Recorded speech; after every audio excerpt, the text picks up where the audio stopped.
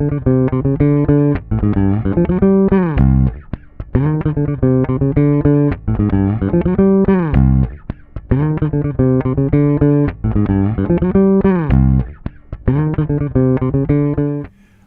you guys for joining us today, whether you're in live audience or online right now or a part of our post-presentation. This will come back out later. We want to thank you for joining really our first webinar that focuses on faith in franchising, and Chris will speak to that in a moment. But what I want to do a thank you first, and I want to thank all of the tech team at Sugar Hill Church and at North Atlanta.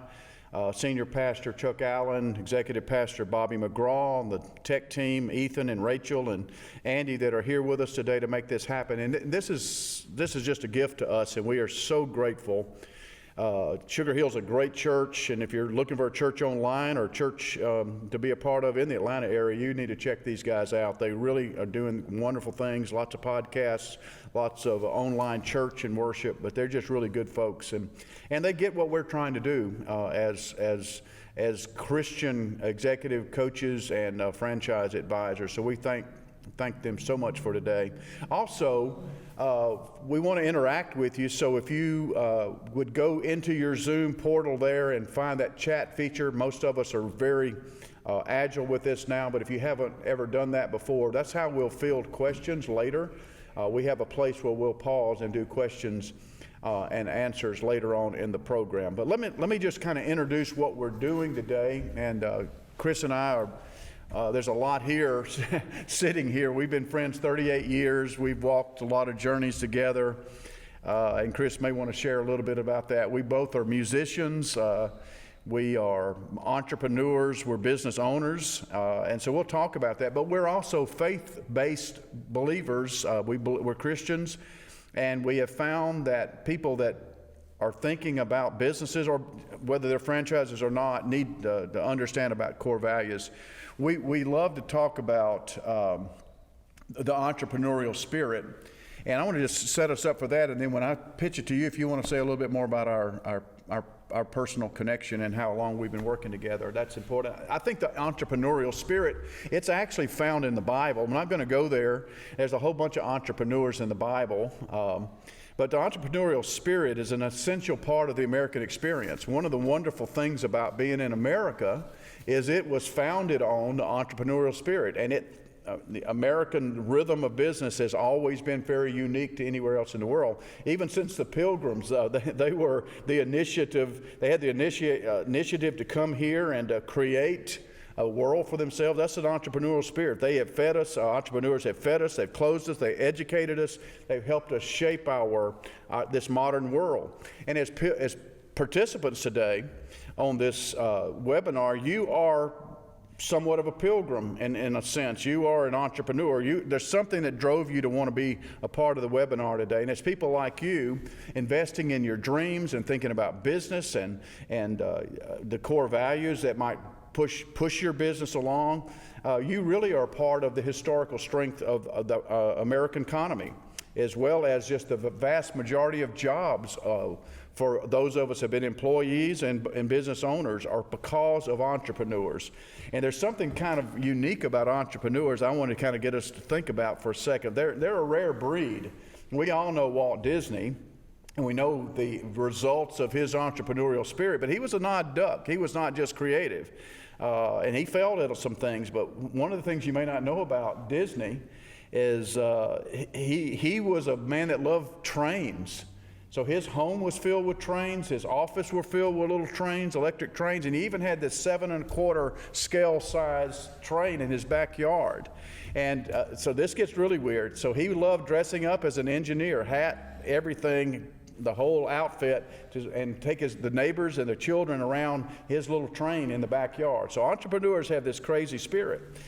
We all probably have maybe looked at the new Tesla vehicle. It is an incredible vehicle.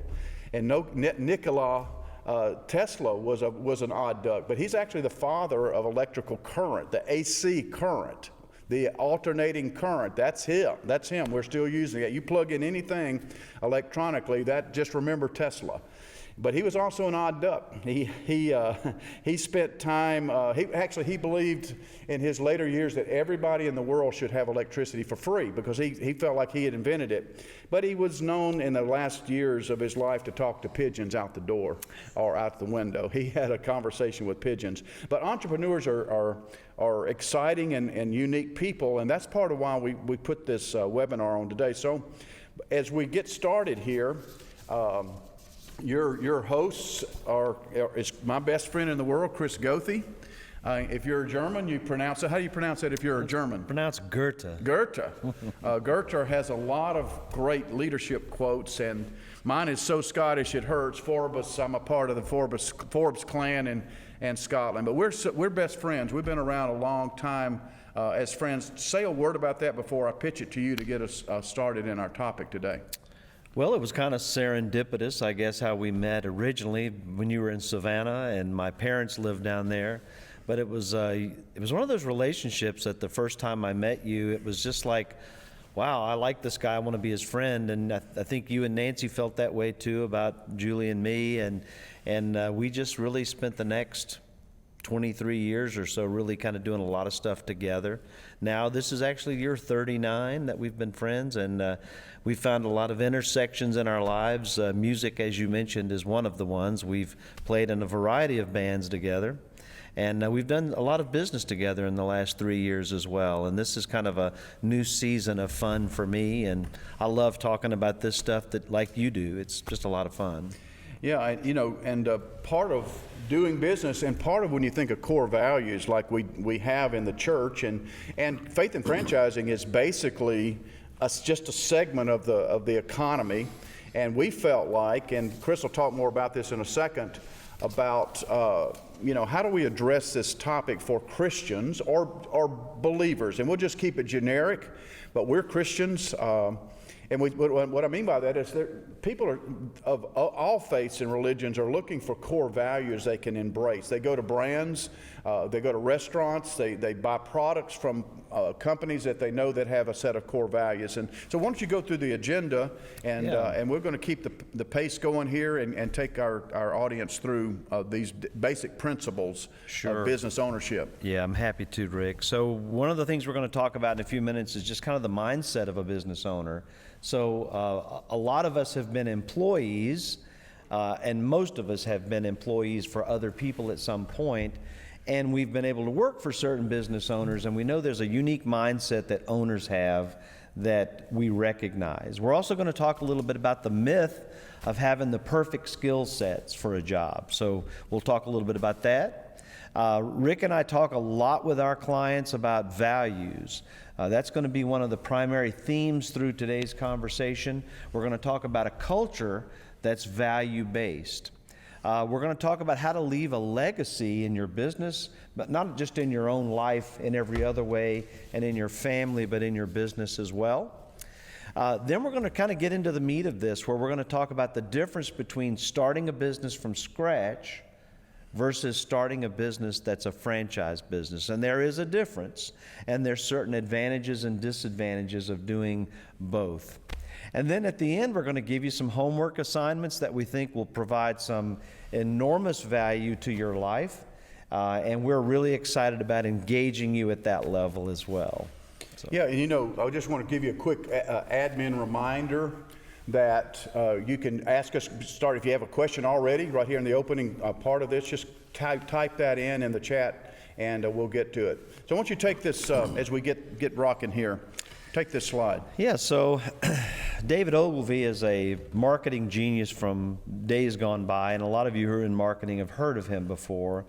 He spoke a lot about vision, and the clearer that vision is on the front end, the more likely you are to achieve what you're trying to achieve on the back end.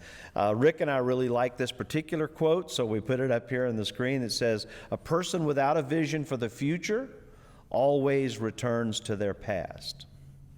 And it's a great quote. We didn't put this in the intro because we're trying to keep this pretty tight, but Chris and I both are executive coaches. I spend a lot of my time as a career transition coach in all kinds of sectors: corporate, government, military, and nonprofits. And one of the things, having a psychology background, is that a person that lives in the past are somewhat crippled emotionally. I mean, you know that. But when they have a preferred future, they have a vision. They live differently. They lean differently into life. They're optimistic. Optimism is not something we're born with. Optimism is something we claim for ourselves. Cultivate. No matter what your social background. So a person without a vision for the future always lives in the past. But this is another quote. This is straight out of the Old Testament in Habakkuk chapter 2, verse 2. And the Bible says, the writer, the minor prophet writes, "Write the vision, make it plain on tablets, so he may run who reads it." You know, we say this even in our career coaching. If you don't write it down, it's not specific, it has no power. We can dream. I mean, we're in the resolution vortex right now in the month of January, and people will set resolutions and goals, and they won't be doing anything at the end of February on that goal list many times. And I think this is an ancient writer in the Bible who says, write it down. Write the vision down. Make it plain. Get it in something that's permanent. However you do that as a modern thinker, modern believer, so that you may run with it and go for it. Living, we call it a preferred future a lot. We talk about what does your preferred future look like, and that's actually a lifestyle. Living a preferred future lifestyle. And that's sort of the background of who we are as coaches. And so if you're there right now, you may want to ask a question about the vision. Well, I mean, how do you vision cast? How do you think about a business? What do you do? I mean, what does that mean emotionally for us, you know? So I want you to do this. Chris is really a resident expert in small business, and so I want him to talk a little bit about this mindset of starting a business, and just talk a little bit about that, and maybe we'll get into the myth in a moment, but just in general talk about that mindset of success in business. Yes, so it kind of starts right here in the room today. So those of you who are on this webinar, those of you who are in the room, you're here because there was something about this that had an appeal to you that made you want to listen in and participate. And we all kind of know what that is, right? I mean, there have been times in your life where you've been lying in bed and you think, gosh, I've just got this gut reaction. There's something more I want to do with my life. Or maybe your vision is more clear and you see yourself leading people and owning a business and creating a product or a service. There's this it's real hard to define sometime, but it starts on the inside. And those of you who hear this, you know what I'm talking about, because we've all kind of experienced it. Sometimes we kind of repress it for a period of time, and sometimes we water it and let it grow and seek out how it can be manifested in our lives. And this is what Rick and I are going to begin to address today, is that success mindset. It really starts up here. And there's some very specific things that we're going to talk to you about doing to go from your mind to actually being real in your life. Yeah, and I love this. I have had the privilege of working across all sectors, from megachurch and for first part of my life, to now in corporate and back working in churches. Entrepreneurialism and ownership runs across all those sectors. If you are a senior pastor listening to this, or you're an executive pastor or a staff member, you own a business, you own a ministry, you own a shop, however you want to describe it. And that is a mindset. It's, do I own this, or is this thing managing me? Am I managing it, or is it managing me? And so let's talk about adaptability for a second, the mindset of an owner. Yes, so I think there's no better time to think about adaptability than the times that we're in today.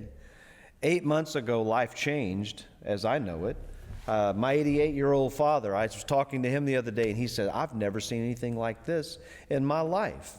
I mean, think about what's going on in our world kind of right now with the global pandemic, for example, and then the upheaval from government politics, and then the violence that we had around our country. I mean, we're looking at this like, what is going on? Business owners, an owner of a business had to adapt, right? They had to pivot, they had to change. And as I was preparing this and thinking about good examples, I thought there's probably no better example from a business perspective than maybe Chick-fil-A. So those of you who have Chick-fil-A's in your community, they shut down their dining inside and went straight to the drive-through and carry out orders. So they adapted with their app, right, where you can order in advance. They adapted with their drive-through line. I was talking to my sister the other day, who is a marketing manager for the Chick-fil-A on Pelham Road in Greenville, South Carolina, and she said they're doing about 17% more now than they were doing prior to COVID. That's adapting as a business owner. And I could tell you hundreds of more stories of business owners that have adapted during these times. But if it's not a global pandemic, it's something else that you have to adapt to. Yeah, and Chris, and since we're sitting here at Sugar Hill Church, and I happen to know a good bit about them, so we go to the other end of the continuum about adaptability. People that own a ministry or they own a church, the influence in a community, they have to adapt. I've watched this church go from live worship and bunches of people on campus. It's a beautiful campus, by the way. If you're in Atlanta, come visit Sugar Hill. But what they've done in their online platform, their podcasting, I guess you guys have 10 or 12 podcasts a week. It's amazing what's going on here. So what they've done is they've shifted their market, and almost every pastor I've been talking to lately, their giving is up. Like you're talking about 17% with Chick-fil-A is up because they learned to adapt. The churches that have pivoted and had the mindset of an owner instead of just a manager, they're finding the income and everything is up. And even online church membership has gone way up. So it's amazing. That's the mindset. That's the mindset of an owner. Talk right? about problem solving is a part of mindset of an owner. Yeah, so problem solving is really kind of the same thing. One of the areas that you know you're going to deal with as a business owner is you're going to have problems. Well, it's not unlike life, and you've got to solve those problems because all of your employees and the life of your business really kind of depends on you and depends on your ability to solve those problems. Risk tolerance is another component too. And my wife and I own a business in Toccoa, Georgia, and we have different risk tolerances. So having to kind of manage that as a couple business owners has got its own peculiarities.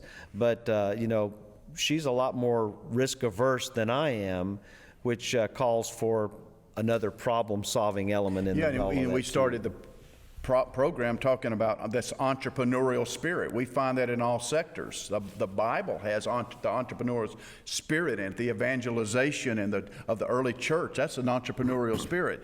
It's also psychological. It's not only spiritual, but it's psychological. Risk tolerance can be measured. I measure it with my coaching clients. Let's talk about hard work and how that relates to the mindset of an owner. Yeah, so we're going to talk about myths in a minute, and sometimes people think that I've heard this. I don't want to work hard. I want to work smart. And then you hear people say, "Well, I want to work hard and smart." Hard work is a big component that most owners I see understand completely. They do whatever it takes, however long it takes, to get the job done. Yeah, business ownership, it is personality driven. And it's about preference a lot. When you are managing your own money and you're working hard for return on investment, that's a different feel than you're spending somebody else's money or they're paying you as an employee. We talk about resilience and emphasizing team over self. Let's just say a couple quick things about that before we move on. Yes, so it really is all about the team, right? So you've heard the quote in business that people really don't care how much you know until they know how much you care, right? Your employees and your team want to know as an owner that you care enough about them to make good decisions that affect their lives. So that's another mindset of an owner that's really kind of vital in this. And there's a lot. You turned me on to a great book, The Go-Giver, I read last year. If you hadn't read that book, you ought to get it, especially if you're a business owner. And we've learned that at Shine, that as a franchise owner, is that we pour a lot into our star employees, and so we want to do more than they're expecting financially, and gifting them and providing things for them over and beyond, because they become family, and they work differently because we treat them like that as owners. We don't treat them as just transactional employees. Right. And so as we make this transition here, build value in your life and the life of others, we're going to talk about that a good bit. But I want to go over here. Let's talk about just set you up for the myths of the perfect skills. What are things that you think you have to know in general? Just what's one thing you got to know to be a business owner? Well, so the one skill set that comes up more than any other that I hear is the ability to connect with people. So sometimes you're in a vertical industry that deals with consumers. Sometimes you deal with businesses, but you deal with people. And you have to have the ability to connect and relate to people. So that's a leadership skill more so than a hard skill of a task, right? That's more relational. One of the things too, and you know, the webinar we did a couple months ago with the project management world, they are known for being able to run a system.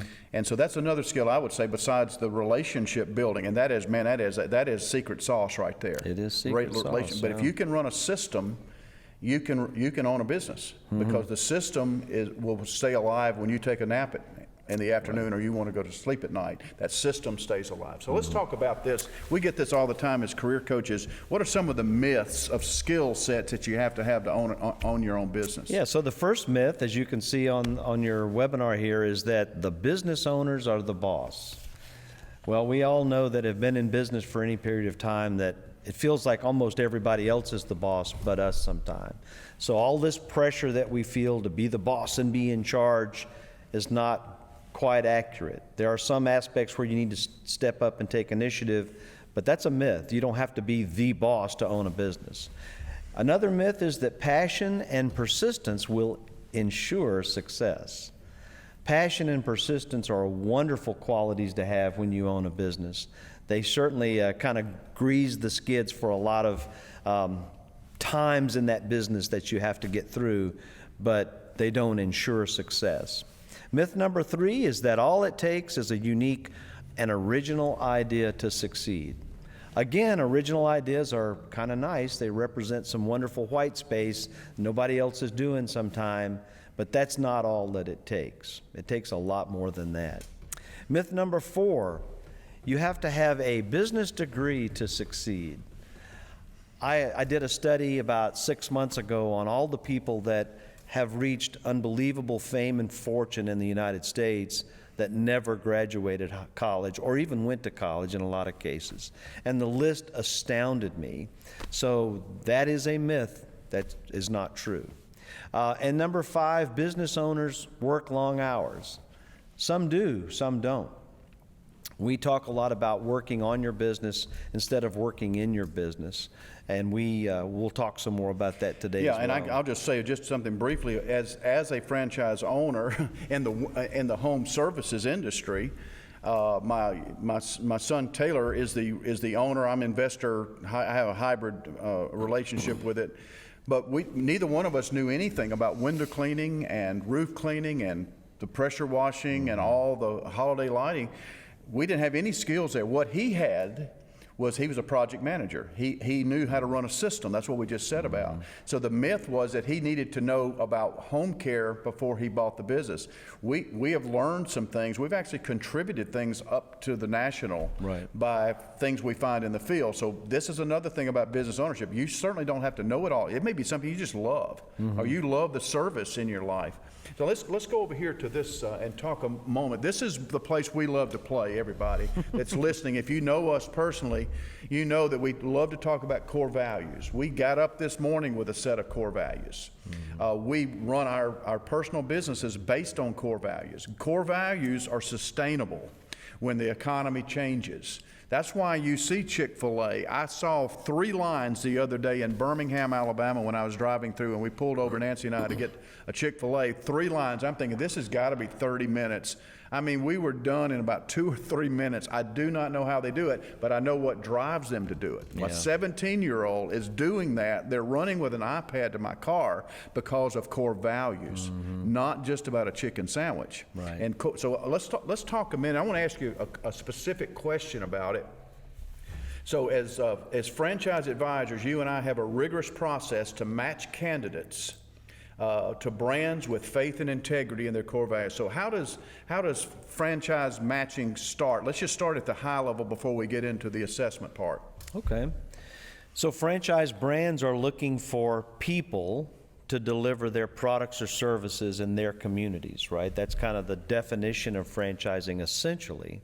And what they're looking for are people that align to their brand operationally, financially, and culturally. Financially is pretty black and white, pardon the pun. It's just really, it's a spreadsheet. That's an easy alignment to identify. Operationally is a little harder, but it's still somewhat easy to identify. The cultural alignment is a little more difficult. So one of the things that you and I do with clients is we look for that persona that the franchise brand is looking for. We identify what their culture is all about. And then we use a variety of assessments and coaching and interviewing skills to see how they align to the brand, because we know that the better that alignment, the higher the chance of success that they will have in that organization. Yeah, I'm going to go over here to this value-based slide. Someone asked me years ago about executive coaching and Trove specifically, and I said the best thing I can do to identify it is if you've ever been to a Bentley showroom, that's how I try to have the persona at Trove. Now that sounds elite, but if you go to a Bentley showroom, you're there to probably buy a car. Mm-hmm. And number two, they don't put the price tag on those vehicles. and sometimes, so value is a different thing than cost, isn't it? Right. And value is something that I think we want to talk about here for just a minute, but those of our listeners may want to ask a question about that in the chat about value versus cost. So let's go through this. Let's go. I'll take the first one. So one thing you'll find about a company that has high values, and it's not just Chick-fil-A, that America is, we're fraught with great core valued companies. So hoist the flag of value daily. What do you think that might mean? What do you mean? What do you think it means when we say we want to hoist the flag of value daily? That's that brand persona. Well, I immediately thought of Shine Window Care and Holiday Lighting when I thought of this, because they are uber clear about their values. They know what they are. They print them. They publish them, and they work them out in every franchisee every morning. What was your core value for today at Shine? Yeah, I'll tell you. So I did a team huddle Monday morning with our crew down in Alpharetta, and it was excellence. And I showed them a great clip from a movie called The Chef, of a man who had a little boy there, his son, and they were in a food truck, and the little boy was burning the sandwich. And he said, "Dad, it's okay." So he said, "Son, walk outside here with me." And so I'm talking to our Shine team, because excellence is one of our core values. Right. And I mean, the customer is not only always right, but you leave with it done right. And then he says to his little boy, "I've been in this all my life, and that sandwich represents who I am." Man, it was just like a tearjerker. That little boy sitting there listening to everything he said. He said, "That burned sandwich may be acceptable in some food trucks, but it's not who we are." Man, it was an incredible value exchange. Yeah. And that's what we're talking about. That's hoisting that flag every day. I let our Shine team talk about it. These guys are heading out in 2 vans to do windows and things, and they begin to talk about that. Yeah, we need to walk around that house, get a checklist with that customer, make sure when we leave we've checked everything with the customer. And they were talking around the value of excellence. So you communicated it clearly on the front end, and now you're teaching your employees how to communicate that value to their customers. And if you ever wonder what's being said at Chick-fil-A, they're hammering core values. So talk about this integration of values into the operational system. Well, so one of my favorite values, staying on the Shine example, one of my favorite values they have is fun. They know the value of fun. They know the value of fun to building and maintaining a team. And one of the first ways that was demonstrated to me when I went out to the corporate office for the first time, the first thing they did, I was there for a business meeting, and they said, "Come on back, let's play a game of cornhole." And I'm like, wow, okay, that's different. But you know what they were doing? They weren't just playing cornhole. They were communicating that fun is one of our core values, that we raise that flag, well, let me show you how we do it, and they took me out to do it. And it made me feel like I was part of a team and part of an organization when I went out there. Yeah, absolutely. Fun gives us a lot of opportunity to exchange values and emotions. Yeah. Communicate clearly, value-based. Let's talk about that for a second. Yeah, so, you know, in Shine example, they've got 5 core values, and they actually communicated every day in a huddle with their employees. So you've got 5 days of a week, you've got one value every day. So every week, they get it over and over and over. Yeah, and we can shift it off of Shine for a second. I've done work with the U.S. military, particularly the Army, and they have 11 core values, and any soldier can be stopped at any moment, any place around the world, in war theater or at home, and they can tell you those 11 core values that make them a soldier. Yeah. And that puts the wind in the sails of any business, whether it's you're starting your business from scratch, and we'll talk about in a second. I love this, not only building we've already talked about the team building, talk about coaching them up inside of that becomes a value, that you're coaching your employees up. Yeah, so it's teaching them how to do that out in the field, teaching them how to do that in their business, teaching them how to do that every day in their work. I mean, that's part of what the coaching engagement is really all about, how to not only understand it, but how to disseminate it out in the field, which is really the ideal. Some of the food services brands that we all enjoy, when we talk about measuring the impact, there's measuring nanoseconds of drive-through time, or they're measuring quality of food, or so measurement is a value. Right, or they'll do surveys with their customers to find out if they had the experience that they want them to have as a result of those values. And I want to ask you this question as we go into this next section on talking about the measurement of values. You know, we love this quote: the goal isn't to live forever, the goal is to create something that will. Let's talk a bit as we segue into the Zoracle assessment and some of the other things that we use. Let's talk about that. What do you? Yeah, well, we all know we can't live forever, right? Because no one does. But we're trying to create something that's really bigger than ourselves when we create a business. We're going to talk in a second about legacy and how that business can go on beyond our own lives, right? The impact of this business can go on beyond us. We can think of businesses that started 150 years ago that are still have an impact today in our lives and in the lives of a lot of people around us. That's what this is really all about. Yeah, we opened up by using Disney and Tesla as an example. I mean, they're off-the-wall entrepreneurs. They would have no idea, although they may have been legacy thinkers, they would have no idea that we're still talking about them right, and their idea. That's moving a great. It's not always the idea. We said that in the myth, but somebody was able to implement that idea and then to sustain it. Yeah. I mean, Truett Cathy would, as much as he saw the beauty of his idea grow, he still would not have a clue of what went on this year and how they more than adapted. But that's embedded in there, that he saw Chick-fil-A as something that would outlive him, I'm sure. That was bigger than him and his sons and his family. And that's really the exciting thing as we segue into this next section here, and that's that living a legacy.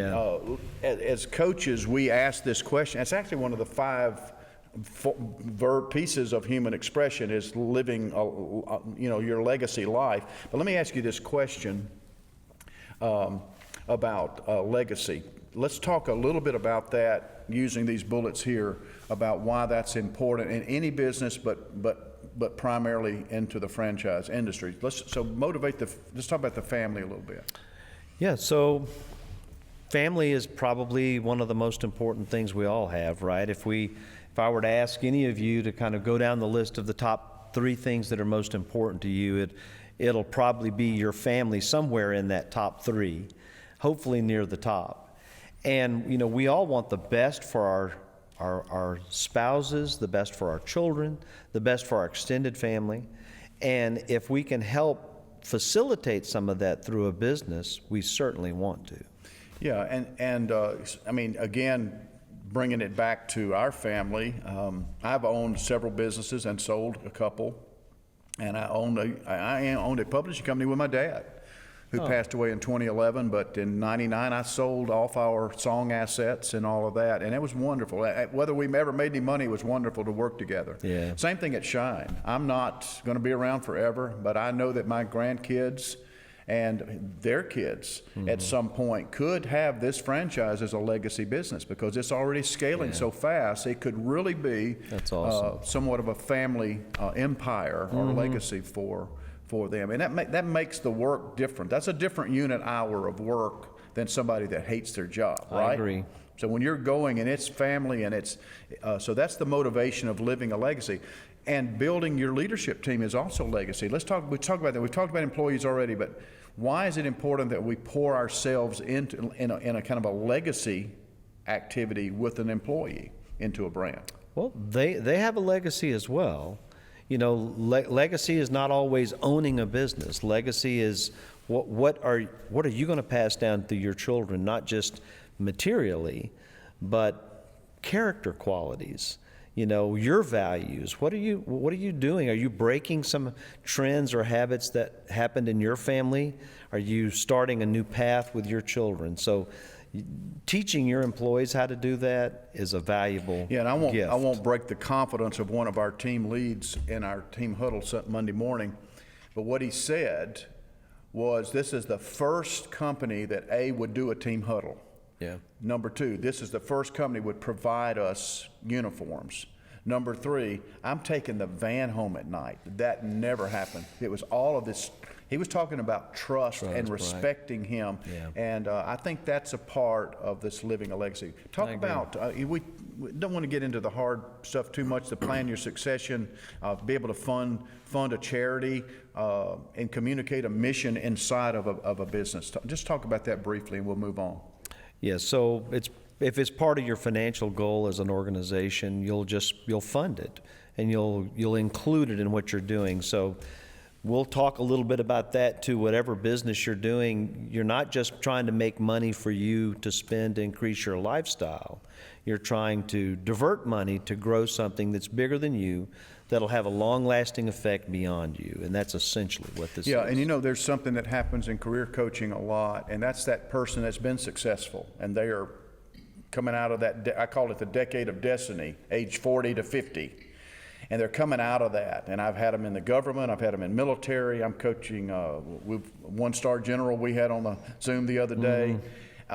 And so then what they're thinking is, what am I going to do for the next couple of decades? I'm thriving and I can make a move, and that is to be able to manage something and own it and to create a legacy that they couldn't have before because they were in somebody else's world or somebody else's vertical. So that's that takes us into where I want to go here, the difference. And I want to ask you this, Chris, about the difference in building a business from scratch, brick by brick, versus a franchise. So let me ask you the question.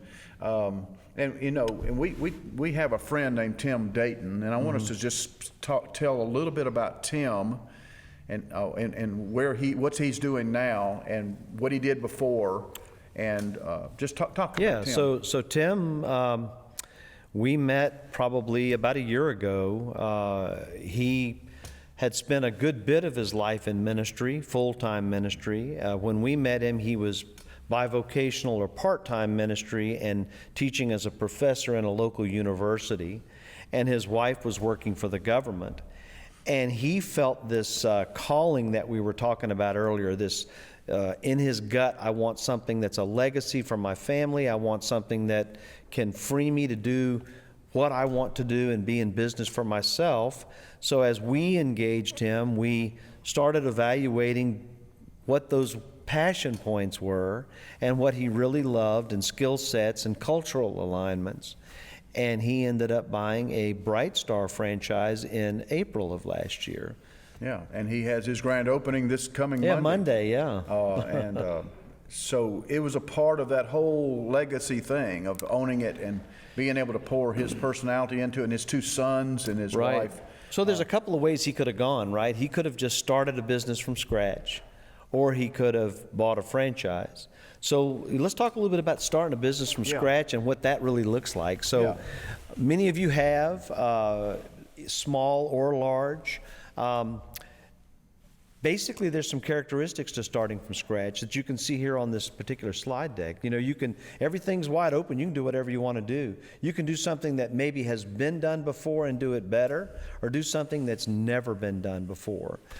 You don't really have much peer-to-peer learning because it's brand new. There are no peers to learn from. There's really no coaching or guidance unless you can find someone that's done something similar to that before somewhere in the country.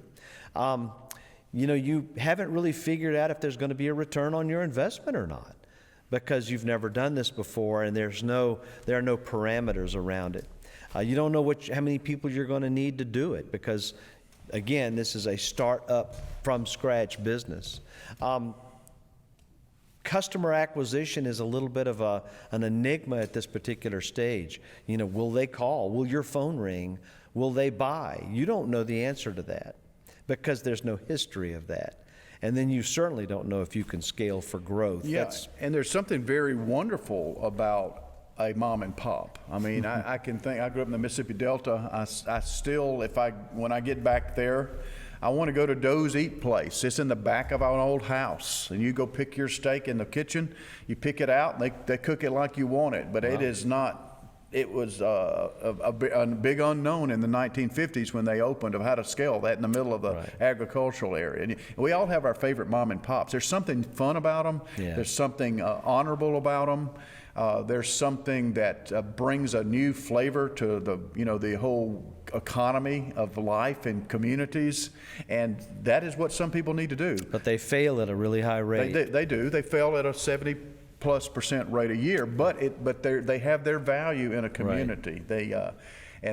They bring something unique. We have those places we want to pull off the road, and we got to go see that because that one's so unique. But let's talk about the other side of this, and that is the brick by brick version, the unknowns, the scalability, the systems that have to be created in a startup. So let's talk about. I'm going to ask you the question this way. What is the difference so how does purchasing a franchise brand create a different business model for a person? Yeah, so when a lot of us think about franchises, we think about the ones we know as a consumer, right? The ones we've experienced. You know, they would call us a brand fan, for example. The McDonald's, the Subways, the ones that have been around that have 40,000 units worldwide. Franchising, again, the definition of franchising is there are franchise brands that want to deliver their products and services in a community by a franchisee.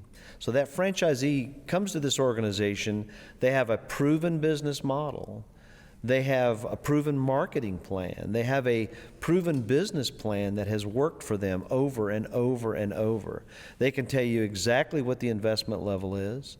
They can tell you what the experience of every franchisee has been since they started franchising. So you actually go in with eyes wide open, looking at every piece of data that's been on that business since conception, what they've done and what they're going to do for you. Yeah, and you know, I had this conversation with you, the franchise disclosure document that America requires. It's a wonderful thing about America. I started as an investor. I was investing in my own son. Yeah. I asked you, I could get in the back room of verticals and I could see what the average gross income was in America in their region. And as a businessman, I could then decide, what are we going to do? And Taylor and I made the decision, we're going to do home services because it's not going away. Right. And then we narrowed it down to Shine, core values, Christian core values, but we also narrowed it down because they were an emerging franchise, but we could still see what the gross income was. Right. This is where mom and pops are having to plow their own ground. Right. And that's part of the difference. For investing particularly, you can see that the franchise system is working and it's something that's already been successful. Right. Yeah. You know, so what we did with like faith in franchising is we actually identified, we remember talking earlier about the 3 alignments we were looking for. We found some franchise brands that were aligned culturally, and we brought them into this network portal that we call Faith in Franchising. But when you actually buy a franchise business, it's a head start for you. You know, you get this financial projections already laid out for you. Almost every one of them have a 2-year, 3-year pro forma for you to fill out, so you'll know what month 1's going to look like, month 2, month 3, before you ever get into it. And some of the things we've already talked about, but the operational model is not having to be recreated. They've tested it, they've failed. If you talk to any founder of a brand, and many of the legacy brands that we have across America, you can maybe not track all the founders, some of them have deceased, but you can find out what were the core values and what did you learn, what did you risk, what did you mess up on. And that was my conversation when I flew to Austin with Taylor. I asked those hard questions. You were sitting at the table while I had the chance to sit with the founder over dinner and ask him, okay, where did you blow it? What have you learned? You're still an emerging brand. You're 7 or 8 years into this.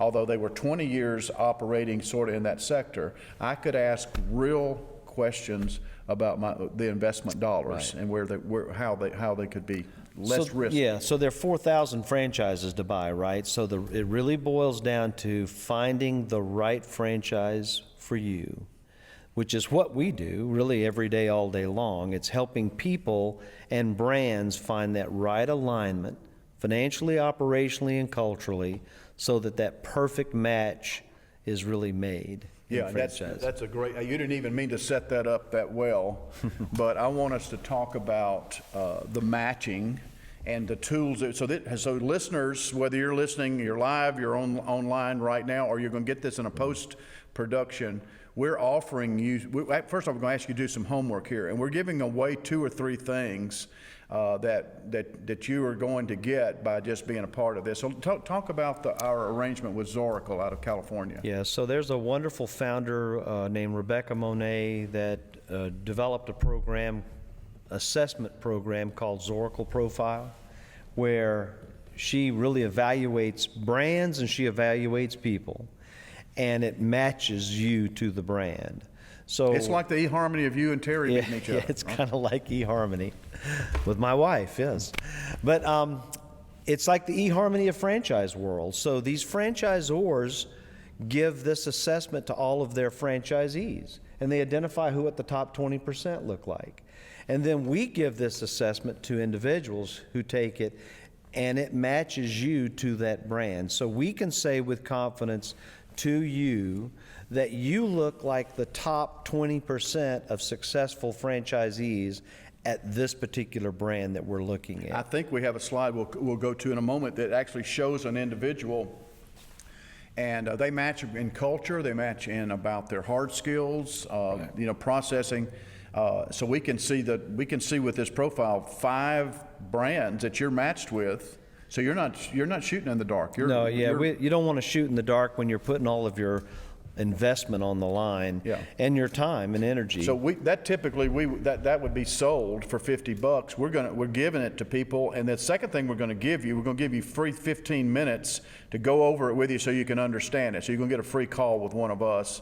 The third thing we're asking you to do for your homework is to go to the brand new website. We're really excited about it, and it's there on the screen, faithinfranchising.com. It is brand new, and it's still in process, and this guy has done some amazing work. So out of all these 4,000 brands out there, there are 30 faith-based brands on this website, and they'll begin to see when they'll do their homework, they'll begin to see, okay, man, gosh, I've eaten there before, or I've seen them before, and they didn't even know they had the core values, so they'll find that on the website. We'll give you you'll get the financial data of each one of these brands, but you'll also get a faith statement.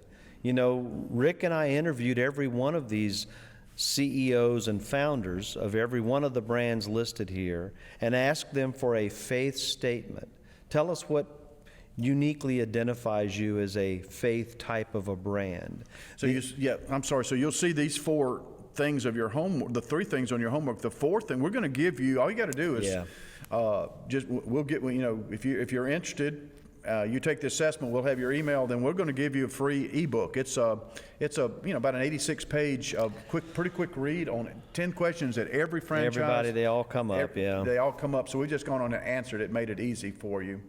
And so you'll see trovecoach@gmail is another way to get a hold of us, and you got Chris's HubSpot meeting request right there. We'll set all of this up for you just by being a part of this today and enduring the webinar.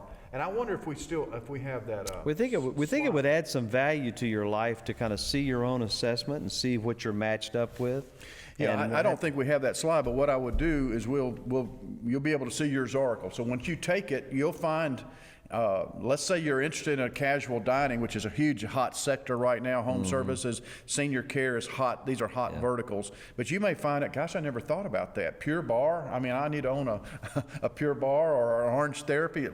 It's going to actually show you what you would thrive in according to your personality type, which is an amazing benefit for just asking for the assessment for free. Right. I think we got to pause. I'm watching our time here. So we want to pause for questions and answers, if any have come in. Have any come in the chat? Yeah, so one question that came in had to do with COVID and restaurant industry right now, and I want to address that. So the question was, how is the pandemic affecting the restaurant industry right now, which is kind of unique? So the answer to that question is, surprisingly, there are two sectors of the franchise world that are really kind of exploding right now. Fast food certainly is, but there's a really high barrier to entry financially. But then there's another sector called fast casual, which is your Panko Chicken, your Chipotle, Mod Pizza, Your Pie, those types of fast casual concepts. We're getting a lot of phone calls for, because that's a sector that's growing. It's able to kind of manage the COVID world, and it's going really well. Yeah, and I don't know if anybody in the live audience, you want to ask a question? Thanks, ask. Well, first of all, thank you guys for putting this on. It's really helpful.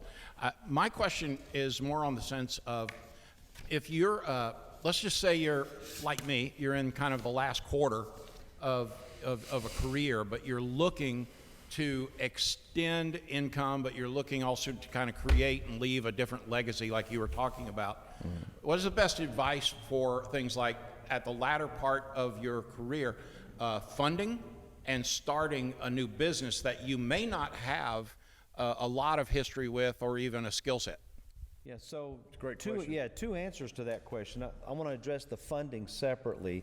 So the first part of it is I think the best thing you can do is to understand what kind of business you want. So they're basically broken down into three operating types.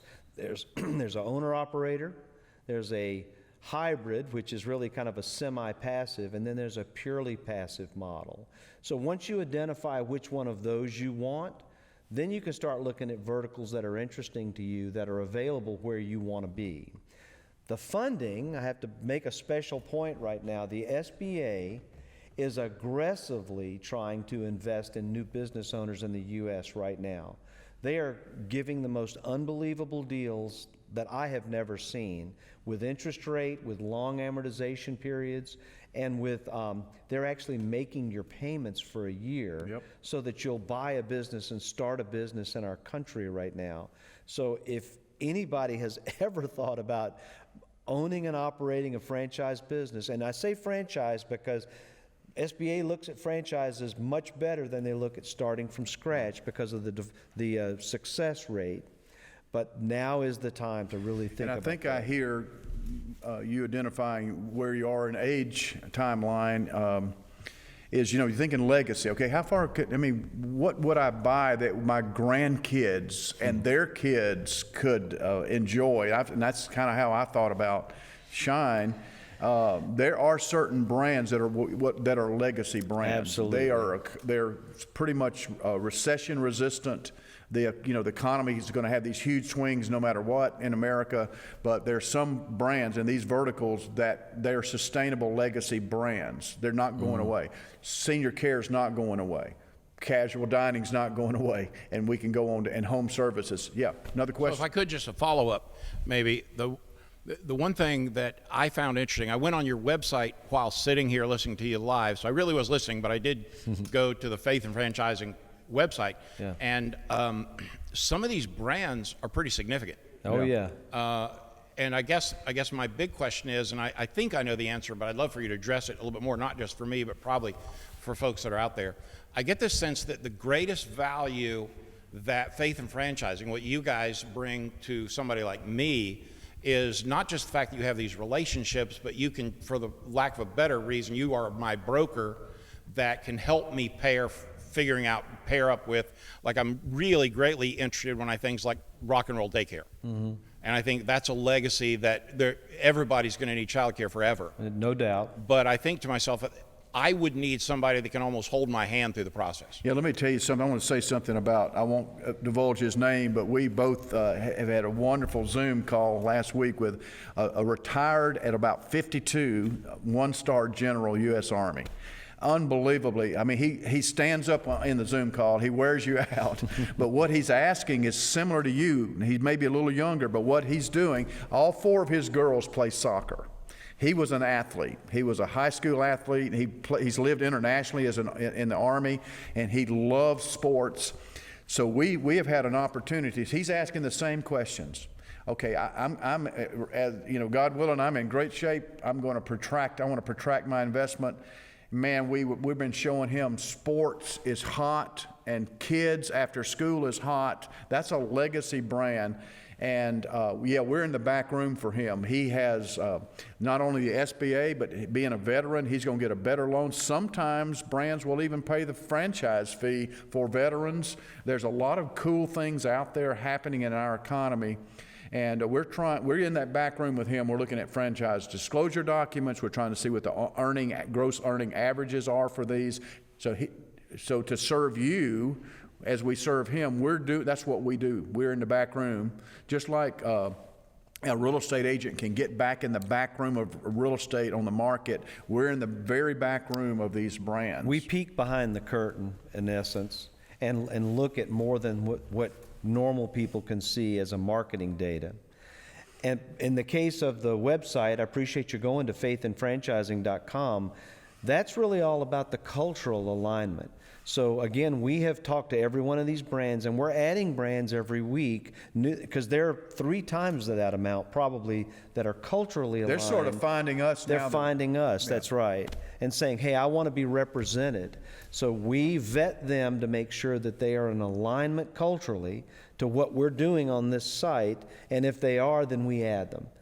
So one last question. I don't want to monopolize your time, but the best way for me to follow up with you guys post this webinar is to follow that contact list on the website? That would get right to us, is on the website, Faith and Franchising. Just fill out that simple form, which really asks for 3 things, I believe: name, address, and phone number.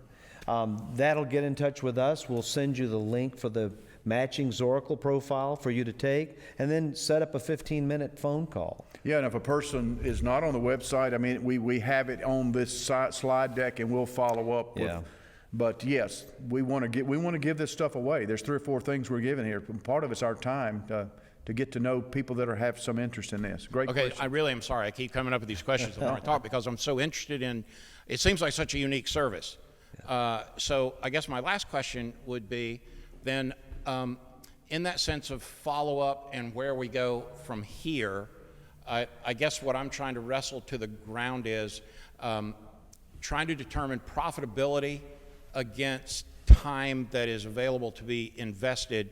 So, like, I would like for my wife and what I think would be a potential partner who couldn't be a part of this live, will you guys post this somewhere where I can show this in a replay? Yeah, absolutely. And that, again, is the value that this team is bringing, Sugar Hill Church is bringing. It's going to be packaged and we'll be going back out with the same information. And we appreciate you asking that. The beauty of having a business advisor, see, we're not paid. Our particular, when we have a coaching client, we invoice, just a typical program. But the second a person is interested in franchising, we stop the invoice. It's free. We work in the back room. The brands pay us. So it's a great question. Yeah. Well, they pay us to bring them Talent. Wonderfully aligned people, because that ensures their success and the long-term success of the franchisor. Yeah. Any great brand out there, especially these on this website, Yeah. they have had this matching happen. Right. So I want us to close out. I hope you'll do your homework, and we do thank you for giving us this time. Chris and I love doing this. And again, we would just want to remind you that Faith and Franchising is brand new, this website. And is there any final thing we need to tell our audience before we sign off? No, I mean, this is the beginning of a new life and a new world. You know, we really want to help facilitate you finding that reason that you're on the planet. And if this is it, we can help. Yeah, and the next webinar, we don't have the time yet, but what it will be is we're going to take 5 of those brands that Yeah. you see on Faith and Franchise, and we're going to unpack them. We're going to go a deep dive into these brands in our next webinar. We didn't want to do that here. We gave you the flyover, the overview, but the next one, we're going to go deep into some of these great brands. And, Yeah. and just like our That's going to be fun. our audience said a moment ago, these are notable brands. Yeah. And we're going to go in the back room a little bit in the next webinar. So, buddy, thank you so Yeah, much. man.